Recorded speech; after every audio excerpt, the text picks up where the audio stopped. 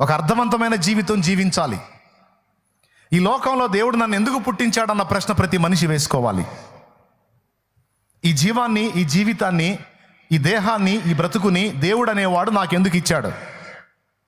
నన్ను అనేవాడిని దేవుడు ఎందుకు ఉనికిలోకి తెచ్చాడు పో. ఇంతకాలం ఎందుకు బతకనిచ్చాడు?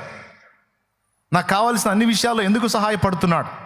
ఎన్నోసార్లు చావు నాకు అరంగుళ దూరం వచ్చినా కూడా చావనీయకుండా చావు గోతిలో నుండి నన్ను ఎందుకు కాపాడాడు?